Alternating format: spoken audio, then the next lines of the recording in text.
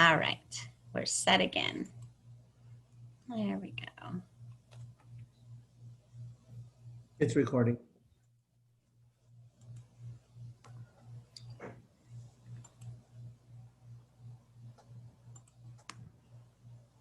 You can see my slide. Yes. Excellent. All right. If you'll join me in a word of prayer.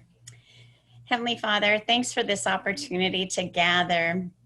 There's so much expertise in the room, and we just appreciate every one of these individuals who just give and give and give to our students. And we just bless them as they instruct and share wisdom and their gifts and all that they have to offer. And Heavenly Father, we also ask that our students be open to learning and open to admitting when things don't always go right, and that open to the fact that they too need to be aware and be guided through depth of knowledge in the same way that we challenge our instructors as our students are challenged, help them understand the value of that. And Heavenly Father, we just thank you for the weather today in Southern California, that it has cooled off to help with the fires. And we just pray that where everyone is across the United States, that they are safe today. In your name we pray. Amen. Amen. Thanks, guys. And I just want to start by thanking you for your leadership and guidance. Our graduates are doing amazing things because of all of you. We have people who are serving as full-time faculty at universities, at Cal Baptist, at Vanguard, at Grand Canyon, which are all Christian universities, at CSU CSU San Bernardino. We have people that are serving at high-level district office positions, and we have people that are writing journal articles. We have a recent graduate who wrote a book and is getting international recognition for his work. We have a graduate who received a statewide SELPA Principal Award for her work with special ed, and she's not a special educator. We have another one who was recently appointed to the Commission on Teacher Credentialing Anti-Bias Race Task Force. I mean, it is so amazing for those of us who are here full-time to see how these people update their jobs, and they update their awards, and they share with us where they're at. It's crazy how amazing our students are. And so thank you so much for what you've done to contribute, because I don't believe they'd be there if it wasn't for all of you. So it's your expertise that has helped guide them and lead them. And, you know, so many of our students began in teacher leader positions and have moved into administration positions, or they began as faculty at a university and have moved into administration positions at the university or the nonprofit they're with. So it's pretty exciting. And as you know, we are now opening our scope a little broader. So we're maintaining the specialization of educational administration, and we've now added organizational change, and we've added special education. So we've tweaked the title of our degree. It's now a Doctor of Education in Leadership with a specialization in one of these areas. And in doing that, there's been a little bit of change that's happened. One of the things we did is conceptualize 701 so that there's an introduction to leadership that's already pretty deep. And then 702 goes even deeper and picks up more of an organizational change perspective, looking at more of the business world types of ideas and supports related to leadership. And hopefully what's going to happen is that our candidates have that opportunity to really feel like leaders as they roll into all those other classes that they take. You're going to notice as we revise courses, there is a new banner, and thank you to Dr. Kim for creating that banner. Your class will look like this as you get into the newer sequence. It will say EDD, whatever the class number is, and the title, and it has a compass. And the concept of the compass is so exciting because it's that concept of always being a learner, always looking for change, always trying to figure out where we're headed and how important that is for us as leaders. So keep that in mind as you see that banner. We also are adding to the new courses something for synchronous learning session instructional presentations. This is twofold. One, it's based on student request, and also it's based on our accreditation. So the concept is that when you as instructors are teaching, a lot of times what happens is your synchronous sessions, you present materials, but you don't always share those materials with the students. And so we have no documentation of those materials. So what we would like is that as classes are revised, you're going to see this little section show up, and we'd like you to post. You don't have to post it ahead of time if that's not your style, because I know some of you work on your presentations right up until the day you present. I get that. But just if you could at some time that week, drop it in there so students have access, but then also there's a record of the information so that for accreditation, if they wanted to go back and take a peek at what's there, that's very important. So keep that in mind. Also keep in mind as we do the redesign is we now have two options. We have a fully online program and we have a blended program. And depending on what class you teach, you might have online people and blended people in the same class. So for some of you, you'll be using dual instruction mode, and others of you, you'll have online separated from the blended model. So for example, we had enough students for 701 when we launched that there are several sections. So like all the online can be together and all the blended could be together. And had there not been a COVID, the blended would have had the opportunity to meet on campus. But that may not always be the case, depending on which class you're assigned. And Dwight will always let you know in your class assignment what your teaching mode will be. And the university has done a lot of work for the dual mode teaching. So more on that in just a minute. But just so that you know, that Saturday of the first week, it will look something like this: 8:30 to noon. And then from noon to 1:30, there's a lunch. If they're on campus, they will have a lunch together as a group. If they are online, they'll have a break, because everybody needs a break from a Zoom. You know, it's hard to sit on your bottom for so long. So we want everybody to have a little break, and then they'll come back 1:30 to 4:30. So just so you know, in preparing, as you start accepting opportunities to teach, that first Saturday, you always want to hang on to pretty much all day for instruction. And what we'd really like you to do is start thinking about your instruction in terms of a flipped classroom expectation. And what I'm talking about is an opportunity where you could post videos either of yourself or that you found online. You could post readings, you could post things ahead of time. So when they come to class, there's actually dialogue happening. So we want to make sure that we're planning all of our courses around the strategy of andragogy, which is the science of teaching adults to learn. It was initiated by Malcolm Knowles, and he's done quite a bit of research in this area. And basically what it tells us is not so much talking head, like less direct instruction and more opportunities for our students to participate in relevant experiences. In our case, a lot of that would be discussion or asking questions, or you posing questions and saying, hey, did you notice that in the Dr. Green video, he talked about X, Y, and Z? Why do you think that is? You know, and really getting the students to dialogue a little more so that they're getting the practical information that they can apply it to their everyday life, and they're talking about that. It also helps us model respect and value, and it gives them that opportunity to ask some questions and to feel comfortable asking questions. So we're really hoping that, you know, you'll think through that. And as you're planning, if you know that you're going to have a dual instruction, the high flex model, really think through how you might plan engagement activities for both online and in person. So for example, this class, I had 2 students that were online at the time that I taught it. And so at the time that the people who were in class were doing a give one, get one activity, my 2 folks online were doing the exact same activity online.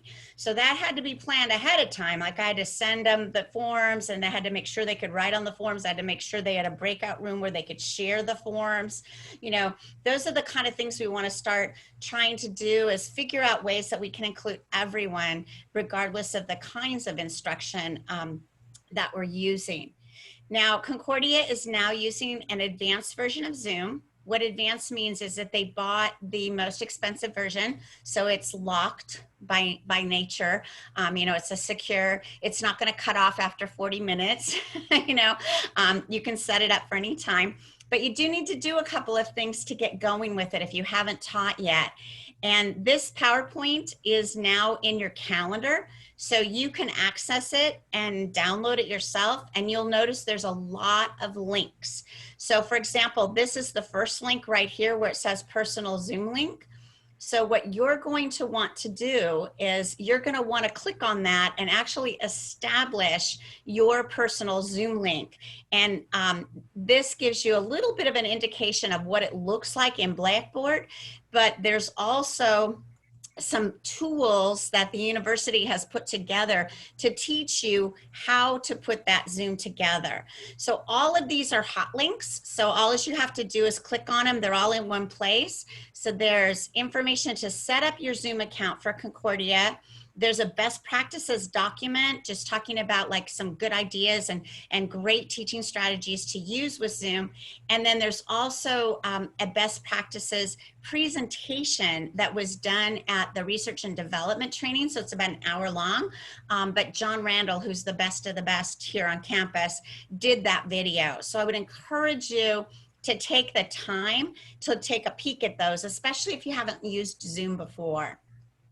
Couple of really basic tips to start thinking about it as you're getting ready for courses is just some real basics, but they make a difference. You know, make sure there's light on your face. Notice the person here in the left-hand corner.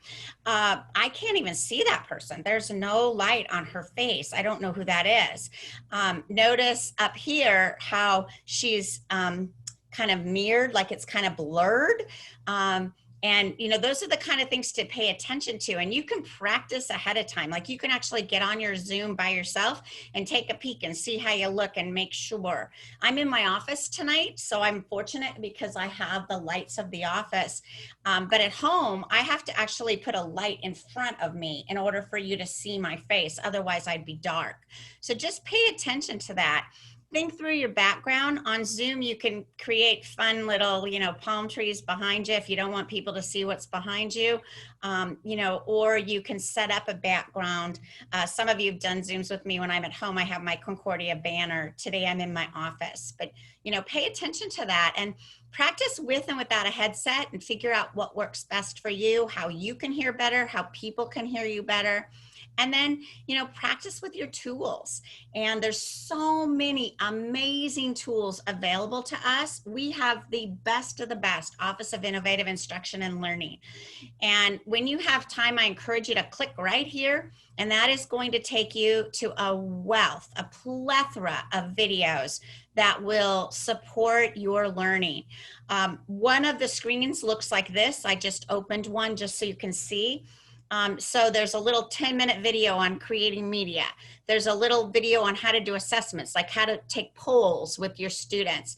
There's a little video on accessibility, how to make sure that, like, if you have somebody with a disability in your class, how to make sure that you have material that they can look at.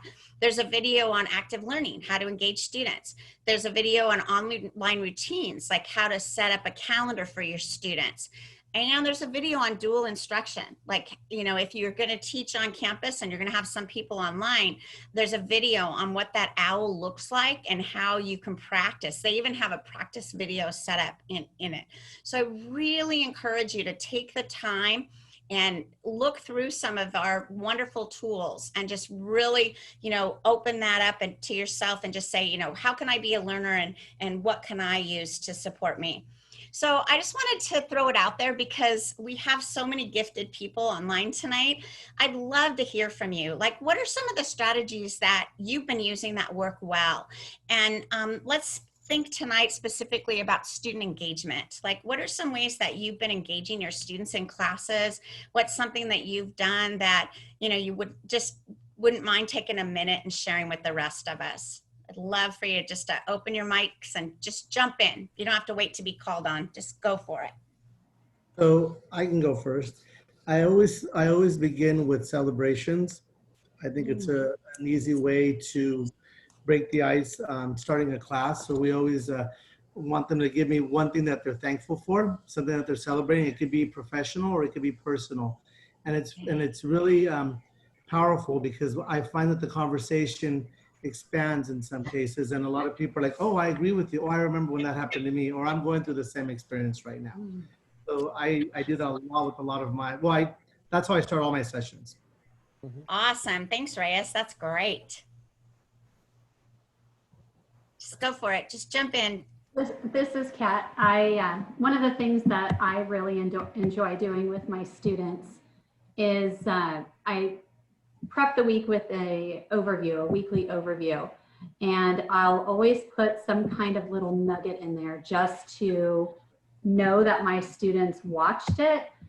This last week, I asked my students to reach out to another family member or another student or somebody else within their life that if they wrote a positive note to, or a email or a text just saying hello, just to let me know that they did that or BCC'd me on that. So it's just a fun way when you are having to engage online to ensure that the students are watching the videos or doing what they're supposed to be doing, and then just confirming that they've done it so that you can give them, just appreciate that they've watched it, or I give them all an extra credit point just for fun. Different things like sending a note to somebody who they haven't talked to in a while, or to share something that they're doing for themselves. Just, it could be silly trivia. It doesn't really matter what it is, but it's just a great way. They look forward to it now. And I could tell the first week that videos were not being watched, but towards the end, all students were watching because they were waiting for that weekly challenge. That's awesome. Thanks for sharing, Kat. It's great. And I think most of us, in fact, those of us that taught 706 in summer 2 talked about this. The reading of the text, sometimes you can tell that they have not in the discussions that are going on. So we've been having facilitation plans. I started it in 706 policy when I was pretty sure that the text was not being read. I could tell by their responses. So we started doing something called facilitation plans, and rather than catch them off guard, I would let them know a day or maybe 2 days ahead that they would be facilitating one topic, and they would have X amount of time depending on what we were doing. And their job wasn't to teach it, and our job wasn't to listen. Their job was to provide a stem on the topic that engaged others to start a response train. And so it worked pretty well. So I'm doing it in 701 too, and they're beyond being caught off guard at this point. So this week we had a little bit of a change in our class because Dr. Schlichtenmeyer was coming, and so we had to do a little adjustment, and we didn't have all the time that we needed, which was a good thing. It was a really great night for us, but we didn't have all the time we needed to finish. So I said to them that I was a little bit concerned that they would feel like they did prep, that there wouldn't have anything to do with it. So they are now filling in my slides with their preparation on top of what I had done. And what's really interesting is how thorough they're being. So the full slide deck now for that particular exercise will include their work in mine, and they like that. And I hadn't thought about the extra point, Kat, but I'm going to steal it from you. I love that. That's a great idea. Another thing that you might consider doing, and sometimes it takes a little practice, but is to literally just stop in the middle. And if you haven't done this already, go ahead and put gallery view, which is in the right-hand corner, there should be a grid there. And that way you can see everybody. So notice how the last couple, if you had it on speaker view, you could hear them, but you may not have seen them because of the way you had your Zoom set up.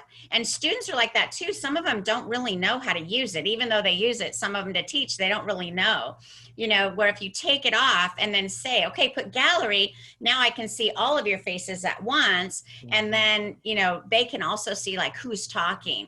So Belinda, in our last synchronous, in our synchronous number 2, I asked them, because we had one, because we had a very short one on a Thursday night, and then we had a half day on a Saturday. I asked them if they would prefer to have the slide deck before, because I don't usually release it before, but to have it, and I put it out that morning so that they could print it if they wanted to and use that as their note taking. And then we saw the whole gallery, the entire class. We didn't have to share, and they have really liked that. So we did it again this time. Nice. What So else have you done? I had something to share. Paul, do you want to go first? No, go ahead, Debbie. Okay, thanks. Good to see you, Paul. Nice to see you too.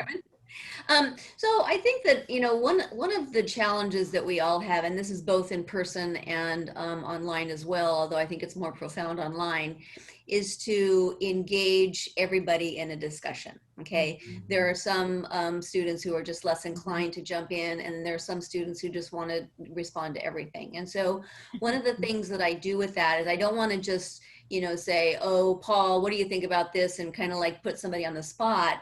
But what I do in my HR class is that in the beginning of the class, we do like an intro instrument where I get a lot of background on what they do, what their job is, and a lot of other information about them. And so I remind myself of that before class. And then during my class session, I might say, you know, hey, you know, Teresa, you know, as a TOSA in LA Unified, how do you think this applies to, you know, your job, so that they can kind of relate it to what they're doing rather than come up with just something out of the blue. So, and it usually works pretty well because, you know, that it's just getting people to participate online is really hard. You know, so, but that works if it, you know, I bring it around to what they do and how they can contribute, you know, based on their own experiences, because everybody's got an opinion about what they do, you know, and, right? So that works. That's good. Yeah, so I was going to say there's a few different things that we were doing with our classes that were online, and then this is for our high school classes, but still it's pretty appropriate. We did it with our teachers and it worked really well as well. Well, one of the features is in Zoom, you have polling. So if you know that you're going to be talking about that, you can create some poll questions and then you can see how people are responding. Then you can share that. Works out really well when you're doing things online. But two other areas that I don't know if anybody's used them before is there's a product called Socrative.com. Super cool, because then people can sit there and put their answers. You can actually do voting, so then you can see people like learning from what other people have responded and things like that. So that's really cool. And then Flipgrid is one where they actually make some videos, and so we put up a couple of sessions with like, tell me some background information you'd like me to know to help you be successful in class. And so then they recorded little messages, and then I was able to watch those. And some people were like, well, Dr. Wu, I want you to know that I'm a visual learner and I need to do this. And I was like, oh, great. You get to know about you, you know? So those are all just some fun things that also get them to interact with each other. That's awesome. And just as everybody knows, those are Flipgrid and Socratic, and a lot of other ones are covered in our OLE training, that the Office of Innovation training. So feel free to take a peek there. They share all the different tools. Awesome. What else? I know a couple of you haven't taught for Concordia, but you've taught other places or you've taught in other programs. Jump in here. What do you do to engage students? I'll go. So I'll just kind of chime in real quick. I just put something in the chat for the group as well to consider, is that I've learned that since we're in the Zoom space, many times people are, you know, engaging in different ways. I started using my virtual background as message boards. And so if there's something of interest that I want to keep in everyone's forefront, I'll literally take a picture of something and make it my virtual background. If there's a data set, if there's an important point, I would literally just make that my virtual background. And sometimes even during session, people say, wait a minute, I need to see what's in your background. Well, it's a message I put out there intentionally because I wanted to be in their mind. So it's a great strategy just for having little slogans or important points or data points to remember. So That's awesome. That's a good I idea. was talking to one of our graduates who has a position similar to yours, Ed. She's a data coordinator in Santa Ana, and she had behind her a big data tree on the back. And it was so fun to see it. And I asked her about it, and she said, well, my last meeting, we were just talking about data trees. And so she said, I put it up there to kind of get them talking before I introduced the concept. I was like, wow, what a great idea. Yeah, that's cool. Juan, I see you have a note. Do you want to share a little bit more about that? Sure, just, can you hear me? Mhm. Okay, awesome. Breakout rooms help out with participation in Zoom or even via Google Meets. You can have a form that has the links and okay, go to your meeting, come back, share, and just helps with participation. Nice. And the nice part about breakout rooms too is we can go in and out of them. Like you can actually set up 3 and you can go in and out of the different rooms while they're talking, which is kind of nice. So it's like you're checking on them a little bit, but Keeping an eye on. Cool. I'll go. Thanks, Kelly. Go for it. Yeah, so a lot of times when I would teach the 580, 605 in the master's program, I would start the class off usually with like a quick check-in, like, oh, how was your weekend? But once we got past that, then I would always ask like, okay, what are your burning questions or concerns? And instead of going one by one and answering them, I would just take notes. Nice.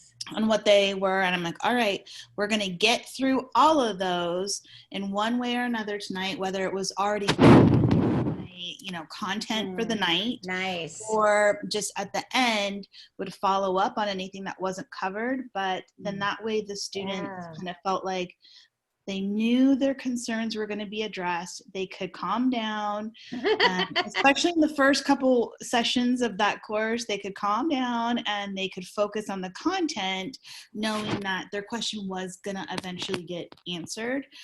So I have found that has helped them engage more in the content, and they're not sidetracked as easily. Nice idea. Yeah. Kelly, we did that in our last meeting. Oh, I'm sorry. We did Go that in ahead. our last meeting, something like that in our last meeting. And I just said, I'm going to stay on, and any of you who want to stay on. And it actually started as a discussion from something from the content that we had done. Oh, and wow. It was 30 minutes before anybody dropped off, and everybody was free to go when they wanted to. The first drop off was 30 minutes later. That's so awesome. They were all kind of marveling at themselves, and it was very interactive. I mean, it wasn't one person and then wait to the next turn. It was really kind of cool. Very cool. Yeah. What about, there's a couple of you who haven't shared. Anything you want to jump in here? Yeah, hi, Belinda. I'll jump in. Great to see everybody here tonight too, by the way. Great. Yeah. Some of you I haven't seen in a long time. I'm just, whenever I am kind of setting up the flow for the class, I always think about the 10-2 rule, where you only want to speak for about 10 minutes, and then you need to have everybody engaged for the other 2, that 10-2, which comes out of GLAD training. Yeah. And so when we're online, then you basically you're mixing it up between, okay, no more than 10 minutes of the instructor speaking, and then 2 minutes of, everybody engaging in the chat, and then everybody read the chats. And then the next time you're taking hands, then the next time you're doing a breakout group, but it's always that 10-2 rule.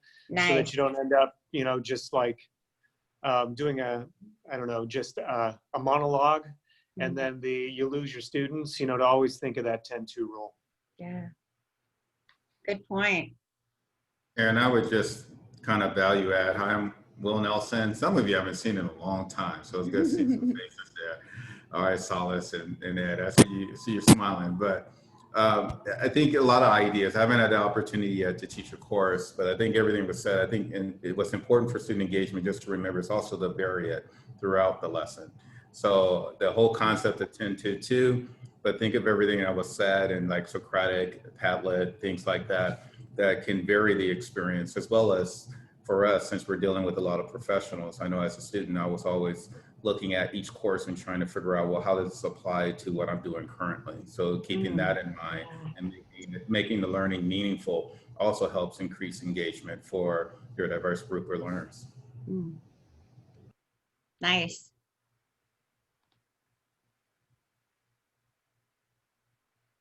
Dr. Doreen, Dr. Quiros, you guys want to add anything? Just more, it reminds me of what Ed was saying in terms of in the background, he had some kind of caption to draw in the students. It reminded me of back in the day with whiteboards, putting up a written assignment before class started. And I appreciate that. I didn't really know how to connect that to a virtual situation, but I like that idea a lot. Like a sponge activity or an icebreaker, right? Yeah, Wait, Dr. Doring, what's a whiteboard?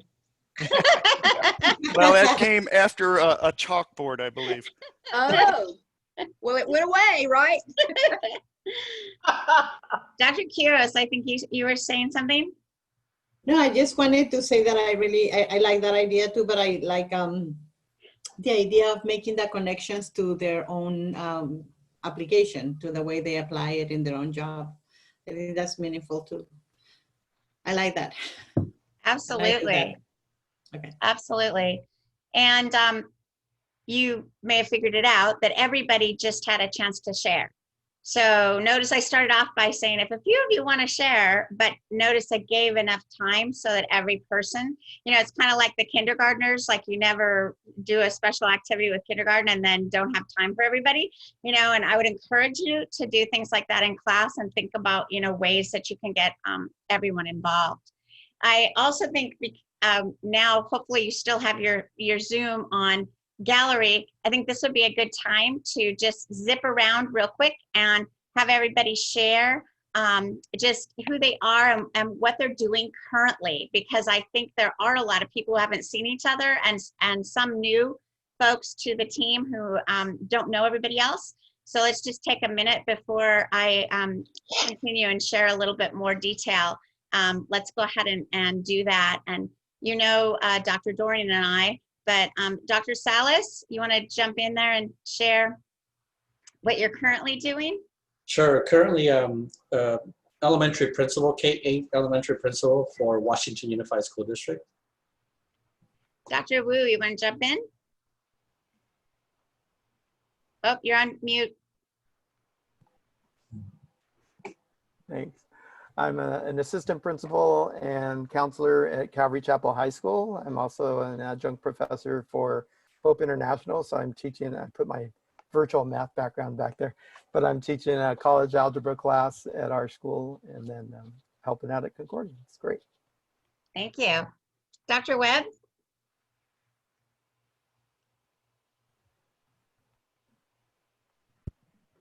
Sorry about that. It took me a second to get my mute off. I'm Kat Webb. I am a full-time professor, faculty for Concordia. I teach in the master's program as well as the doctoral program. Dr. Collins? Yeah, I'm retired, out there living the life, not doing anything. No, I'm not really.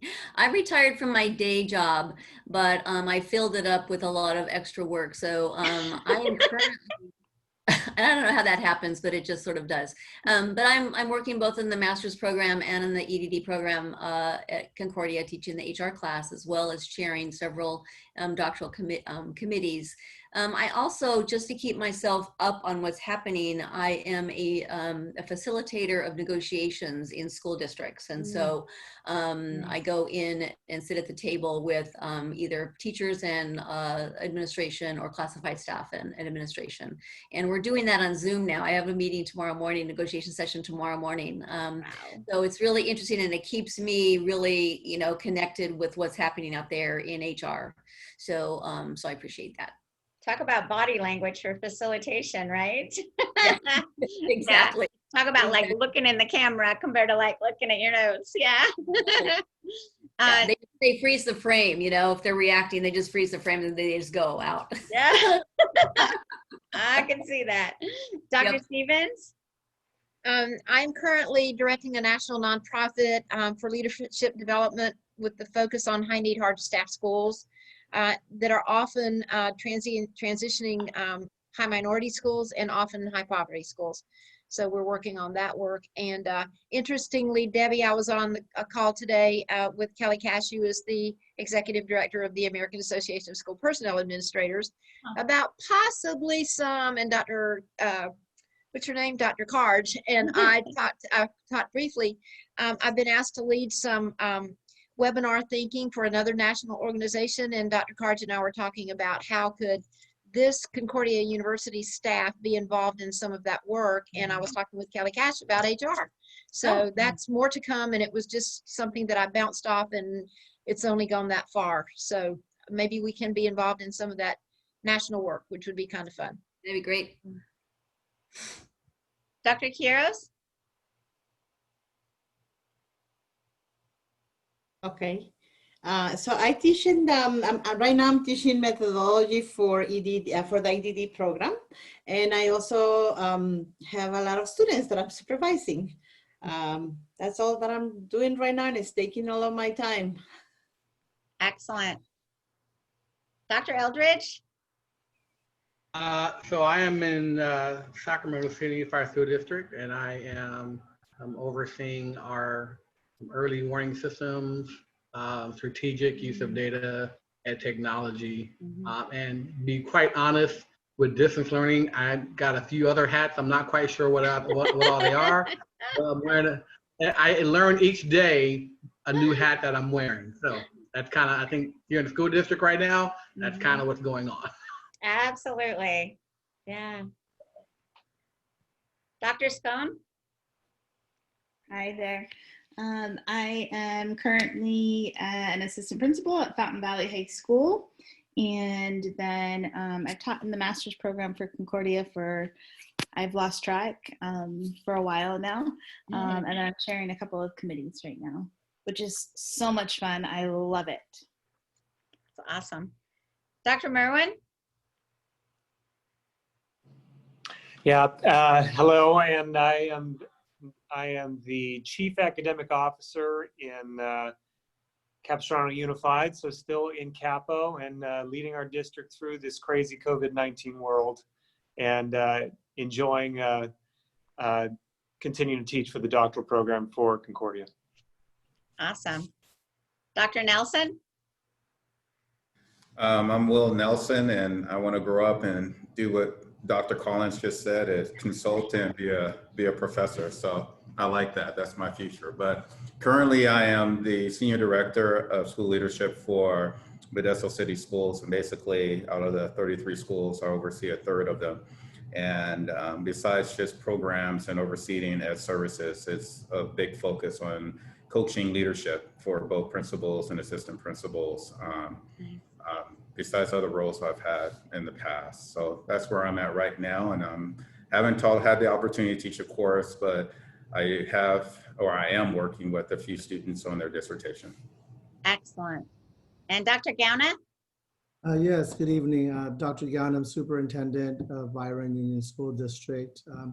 Going on, I think, my second or third year teaching with Concordia, the doctoral level. I love it. I'm also a part-time adjunct professor at a couple of other universities that keep me busy. For me, it's just the passion of teaching, the adult level. I teach from credential all the way to master's and doctoral level. Awesome. Thanks for sharing, everybody. It's so fun just to see the wealth of knowledge that we have in our group. It's just amazing, isn't it? Yeah, totally. I appreciate you taking the time to share. I wanted to also share a little tidbit of something that I found very helpful, and that is actually using the students' names and picking up something they said on discussion board. So, for example, in this case, Cheryl said, you know, I don't feel I could live without, and you can read it here, but I then incorporate that into my presentation. That way they know I've read their discussion boards, and I even have heard students say, you know, I look to make sure that you included me, you know, so I'm very careful. I actually check off make sure I call on everybody. Much like I just made sure I called on all of you guys by checking your names. Same kind of thing, but just another little hint for picking up something that's been in discussion and then dropping it in. So another way to engage. Absolutely. So if you're enticed by this and you're feeling like you want to do a little bit more, Dr. Michael Sherens, who is the Dean of Townsend Institute, who's also a graduate of Cohort 2, he's one of our own, he created a video. And the link to the video is right here if you would like to watch it. And the video is for Concordia faculty. And basically in the video, he talks about these 6 areas. He talks about online as embrace it. It's an adventure. Let's go for it. He talks about, avoid complaining, which fortunately we don't have any complainers in our group here. But his message to the faculty, because remember we have undergrad faculty who are switching for the first time to online, is, hey guys, don't complain. Students, pick up your attitude, be as positive as you can. Guide on the side, take the time to work individually with students when it's not class time. Set up those individual meetings, talk to them privately. That's really important to students. Leverage the students. So engage them in all the ways you just shared, because we do know students multitask. So if you pop a poll in there, if you ask for a flip grid, or, you change your background and ask for a comment, which by the way, Paul, I saw you change your background while we were talking, notice that kind of stuff and say something to the students. His message is there. He also gives a couple of ideas for engagement. And then his last message is, hey, swing for the fences, guys. We're in new territory with COVID. This is a chance. If you've always been thinking, hey, I'd like to try something, try it. Let the students know, hey, this is an experiment. I've never done this before, but I'm going to try Flipgrid, or I've never done this before, and I'm going to try, Socratic, or whatever you're going to do, and just jump in. So again, another resource for you. Take a peek at the video. Very well done, and it's only like 10 minutes. Real quickie video to look. So participatory teaching is a lot of work. I mean, teaching in general is a lot of work. You have to do a lot of planning. You have to think through your content, make sure that the students, you built in time for the students to talk. For me, that was one of the hardest things when I started doing more participation and engagement, was watching my time and learning to say things like, you have 1 minute to share, those kind of things, so that students pick up on it too, that, oh, she doesn't want me to go on and on because everybody else has to share too. So just those kind of things. So I challenge you, which teaching tip or strategy are you going to try? And I'm going to try something that I've talked about before. And when I consult with districts, I say to principals, hey, why don't you try this? But I've never done it myself. So this is going to be a new one for me, guys. But what I'm going to do is I'm going to send out about maybe every 2 weeks a tip. And it's just meant to support you. It might be a tip that you heard tonight, because not all of our instructors are on tonight. It might be a tip that I picked up off of one of the videos that I'm asking you to look at. It might be a tip that I read about. I'm just going to, as the coordinator of learning instruction, just send out a few tips. So as you start seeing those tips, if you have one that you want to contribute, send it my way and we'll send it out. So we're going to give it a try and just see. I'll just do a Google listserv, and we'll send out some tips to help all of us to be better at our instruction. So tonight's support, and we are going to ask all those of you who are adjunct to hang on after this last activity, because Dwight would like to talk with adjuncts about timesheets and stuff. But tonight, as you can see, the big thing I was hoping to focus on was just to get you thinking about engagement. Each time that we get together, each semester, we'll have a time like this where we'll update you on what's going on and talk a little bit more of teaching and coaching. If you are chairing a committee, that we have a session next month that you'll be invited to. It should already be on your calendar. If not, shoot me an email and I'll make sure you're on it. I've been calibrating defenses. I'll be sharing that data with you and doing some of our updates then. And then each one of these training sessions, I'll try to also just pick up different things that I've seen and share as well. So don't be surprised if you see me popping into your classes once in a while. You don't need to acknowledge me when I pop in. I'll try to stay quiet, but the negative part of Zoom is that you really can't just pop in without people seeing, you know, your screen that says Belinda Carge. So just keep on teaching. Don't worry about me. I'll only be there a few minutes, just kind of, you know, checking things out. So what I'd like to do is one last strategy, and I'm sorry that she's not here because I watched Dr. Cunningham do this strategy with her class last week. And what she did is she said to them in one word, how you feeling right now? One word. So I'd love us to take the time to kind of zip around, and if you could all open your mics up and just share one word. I'm not going to call on you, just whenever you're ready to share. How you feeling tonight? Give me a word. Appreciative. Excited. Accomplished. Energized. Rewarded. Upbeat. Excited. Grateful. Grateful. Grateful. Excited.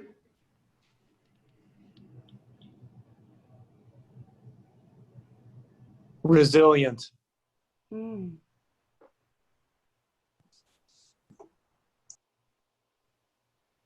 I feel blessed.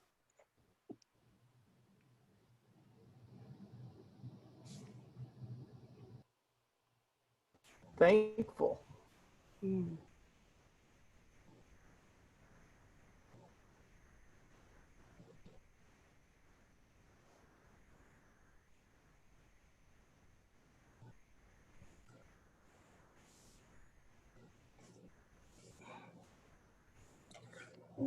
Thank you for sharing and spending time with us. Everybody's welcome to hang out, but I'm going to turn this over to Dwight, and he is going to talk a little bit about some of those lovely timesheets for adjuncts. Yeah, I'll try and keep this brief this evening. Again, thank you so much for attending this evening's session, and thank you for your patience in terms of us trying to figure out as a university how to utilize these timesheets that have been really pushed upon us by the AB5 legislation from California. Basically, I'll be very brief. The good news is that we now are able to have a total of 40 hours, and that really solved a lot of the problems. I know Cindy in particular and Debbie, we were having some real difficulties, given also that it was instructor course time as well as dissertation chair kind of commitments. And some of you, many of you are currently in the dissertation chairs, have just one sheet to fill out, and it's ongoing. But then for those who will eventually and who are currently teaching the instructional class, well, the courses, then they have to fill out a second timesheet. So they're keeping track of two different timesheets, which was challenging when the original edict came down from the university that we could only have 20 hours per week. Well, that's been resolved by moving into the 40-hour work week. But just as a few reminders, we should not work any more than that 4 hours and 59 minutes, and no more than that without taking a meal period, no more than 8 hours in a day, and then 40 hours per week. And then make sure that you take off at least one day out of every 7 days in the work week. If you need to work more than the 40 hours in a week, let's contact me by email, and then we can work that out as well. But that should be the exception, not the rule. And again, remember to enter today's learning session on your timesheets. Thank you. Dwight, does that include, I know that you say no more than 6 days in a 7-day period, but sometimes, for like example, some of us that have other jobs in the morning, we can only do 2 or 3 hours every single night to balance out. Is that okay? Is it the 40 hours over the 7 days, or we can't work the 7 days straighter? Those are recommendations, but we can work individually together on that. You and I can meet and just to make sure that it's working so that the time is spread out reasonably for the number of hours you put in any 1 week. Yeah, got it. I have a question, Dr. Doring, with regard to the timesheet. I'll admit I haven't seen a timesheet, or maybe I have, and it's just been a while, how can I access that just so I know what I'm looking at? Those will be in my records, and Kathy Mueller, our dean's assistant, will notify you of access to the timesheet. So she'll provide you with all the directions at that time. The reason you have not been activated yet, Ed, is I don't think I've assigned you for either dissertation chair or course instructor. I have a question, Dwight.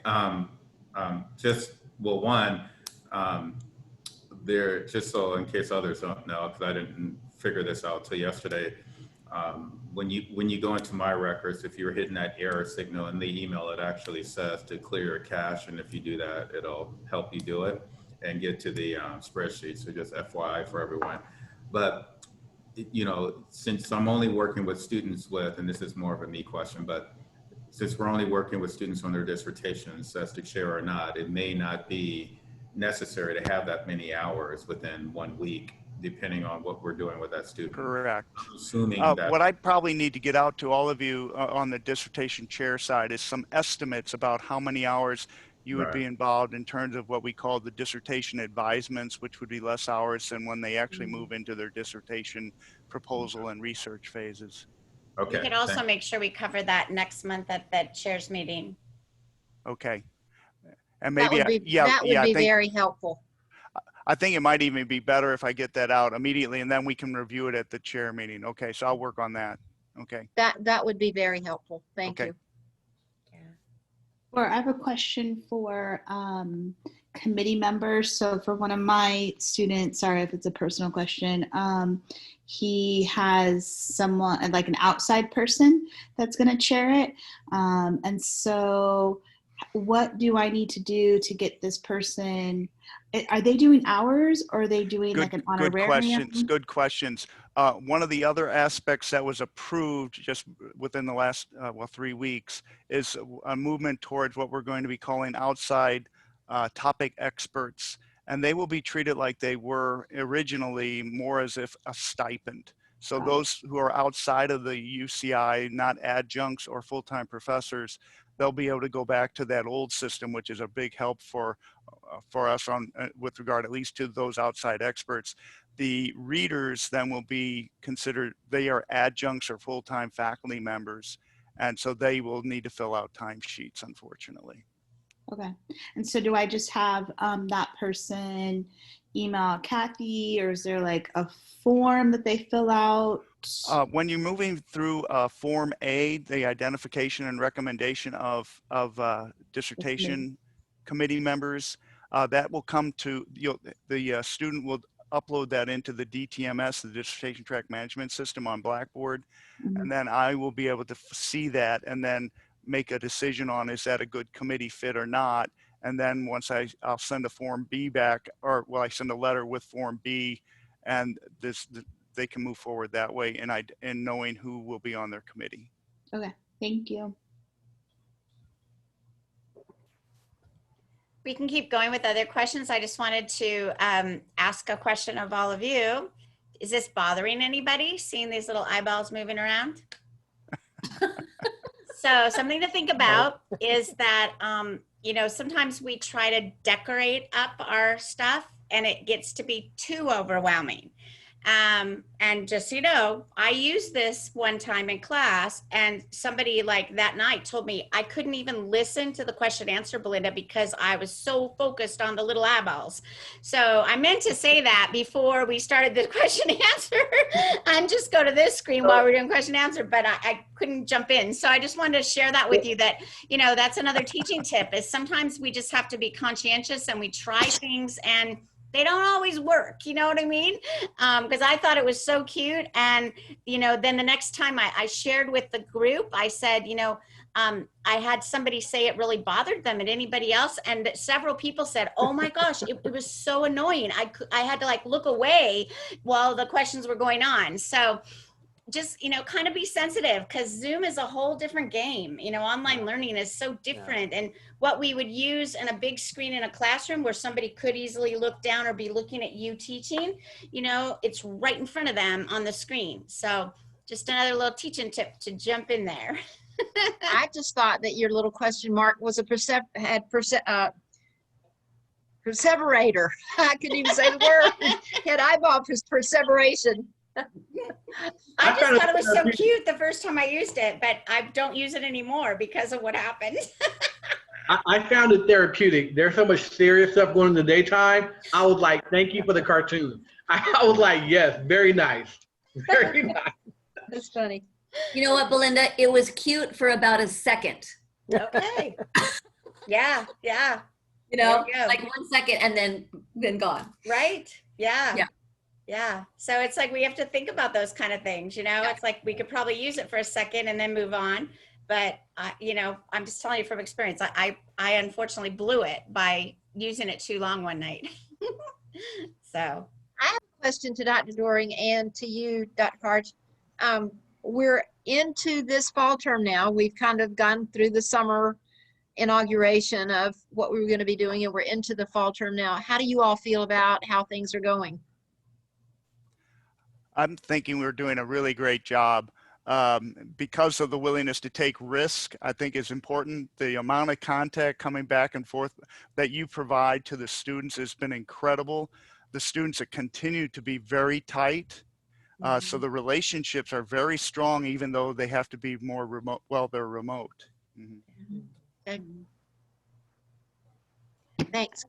I have a dissertation question. I know that there's the meeting next month, but I might need the information before. So the last letter that you sent out, it mentioned switching the proposal defense to just written feedback from the committee.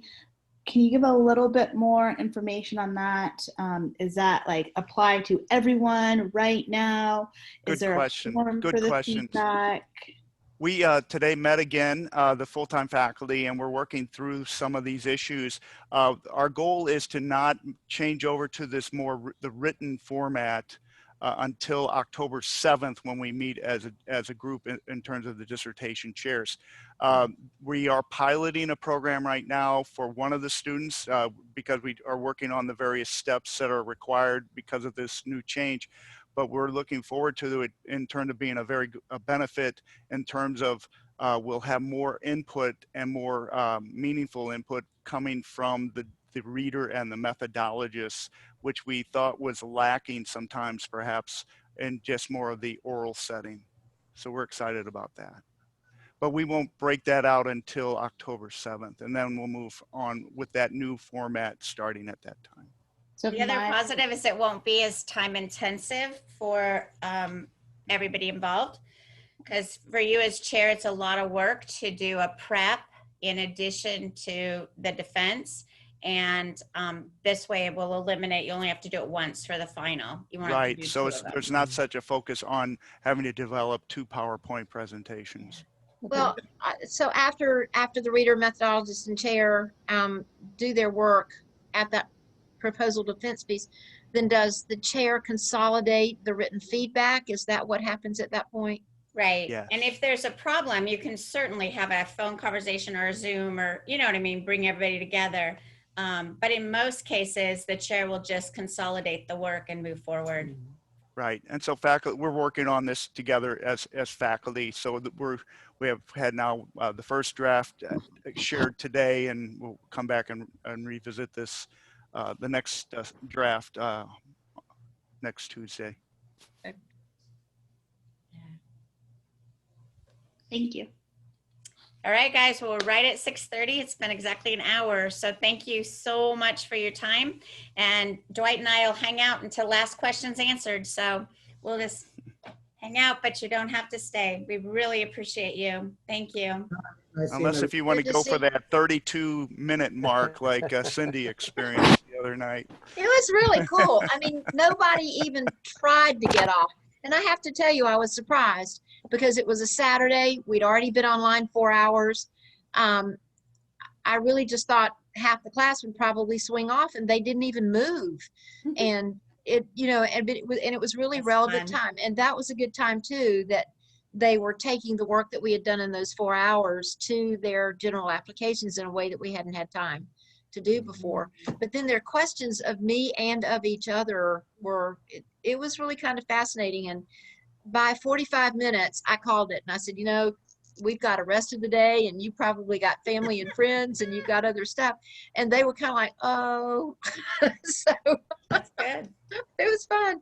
That's good. I'll tell you what, though, it's fun to watch how these folks that I have that were Greg's last time in 706, they were with Dr. Merwin, and I have them in 701. There's you're right.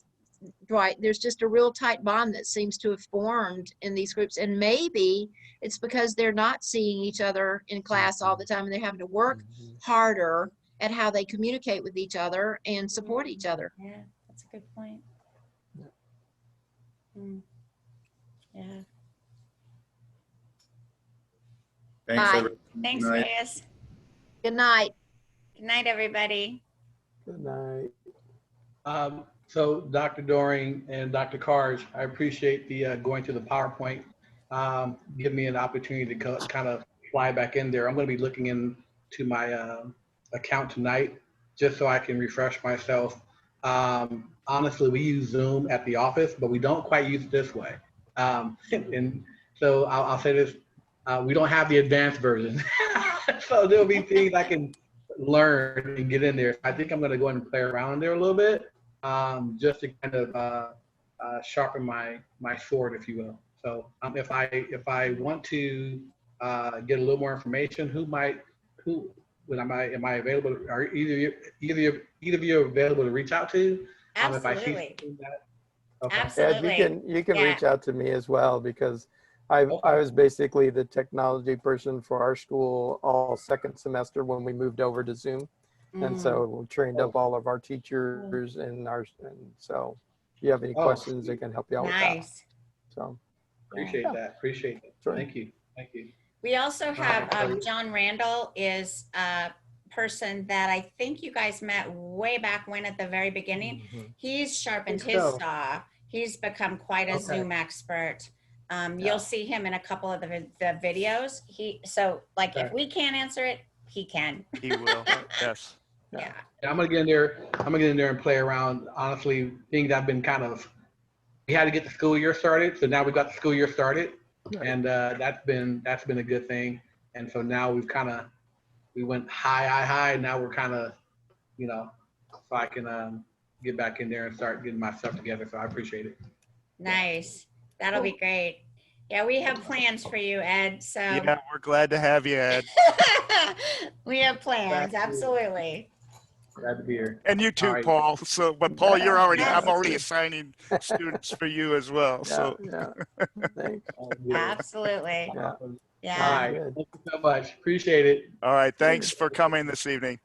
No problem. Thank you. Have a nice night. Take care. So for Belinda and Dr. Doring, the one question I had was because I kept getting the emails about, hey, your timesheet, don't forget your timesheet, right?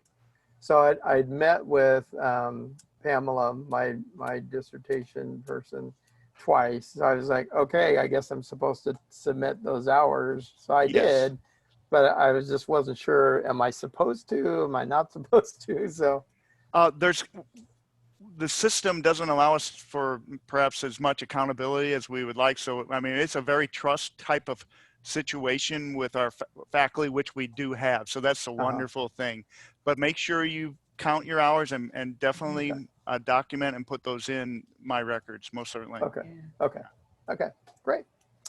All right, well, it was great seeing you guys. Likewise. I was Absolutely. I texted my wife when the meeting first started, and I was like, honey, this is awesome, but it's so surreal that I'm in this group with all my former professors and stuff. And it's like, and now I'm kind of like a peer. It's kind of like, it's really cool. No, not kind of like, you are. That's right. You are a colleague. Absolutely. Yeah. And all those tips I was talking about, you know what? If you have some, feel free to send them my way. Seriously, I've always said to people, when I consult, I've always said, why don't you take a few of these ideas and send them out once a week to your teachers? And it's like, I've never been in a position to do that myself. So this will be kind of a challenge for me too. Oh, it'll be fun. I look forward to seeing those. But yeah, we were using Socrative and Flipgrid, and it's been a great way to get the students engaged into the class and discussing with each Yeah. other. Same thing with the polls, you know, because then they get to Yeah. see and kind of start learning from, oh, maybe that's what I should have done. And so then it's been good. So yeah, it'll be a fun year. So, all right. Well, God bless you guys. Good to see you again. All And right. we'll Good talk night, you. Paul. All right. Good night. Good night. And we need to stop the recording. Go ahead.